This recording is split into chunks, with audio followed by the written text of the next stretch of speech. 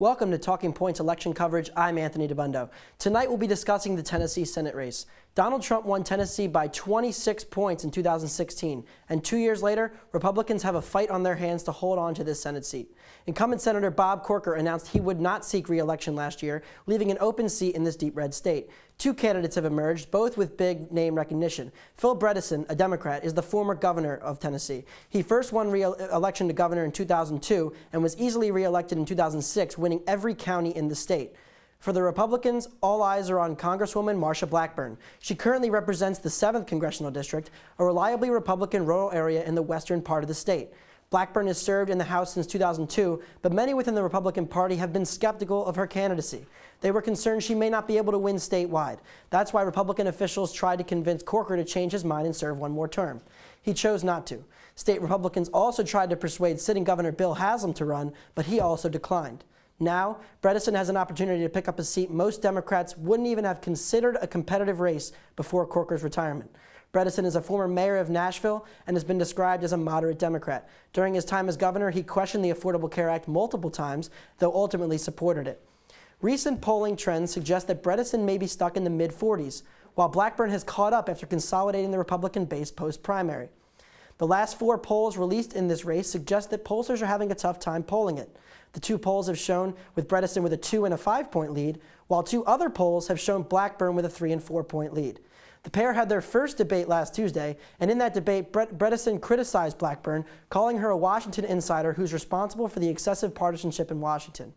She tried to align him with other Senate Democrats, warning that Bredesen would be supporting Minority Leader Chuck Schumer.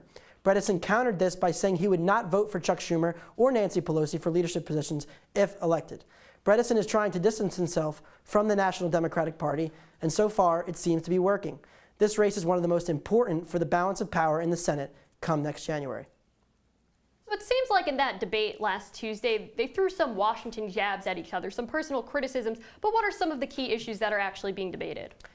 Well, 2 of the biggest things that were debated in the debate were both gun control and marijuana legislation. So Bredesen has come out in favor of legalizing marijuana as a way to combat the opioid crisis that has kind of hit Tennessee, especially in the more rural areas, while Blackburn has kind of been reserved about her answer. She hasn't really given a straight answer on whether or not she supports legalizing cannabis for recreational purposes. And the gun control issue, obviously Tennessee, a very conservative state, a big Second Amendment state. Bredesen has been very careful with how far to the left he goes on gun control. He's made sure to stay in the middle, saying, yes, I support the Second Amendment, but I also support background checks and more stricter gun laws in certain ways, while Blackburn has obviously come out and has, as a voting member in Congress, has voted against every piece of gun legislation that's tried to get through the House. Anthony, you mentioned the conservatism of the Tennessee voter base, and I just am wondering right now, how important is this to the makeup of the Senate? Well, it's probably the most important state. If you look at the elections across the board, Democrats are defending 10 different seats in Trump-won states, and those are all very important. But this is a seat that Democrats didn't even think they had a chance of picking up. It's a seat it's a deep red state like Tennessee. There hasn't been a Democratic senator from Tennessee since 2008. You just don't get Senate seats to go to the Democrats in Tennessee. And I think that if the Democrats are going to take back the Senate, they have to win this race. And if they don't win this race, odds are they're going to come up short. Now, Tennessee is a deep red state. This is the deep red South we're talking about. So what is it about these 2 candidates that are making this race so competitive? Well, Bredesen was extremely popular. I said before that he won every county in re-election in 2006. And there are a lot of Republicans that have said they're willing to cross parties and vote for Bredesen for governor, or for Senate, excuse me.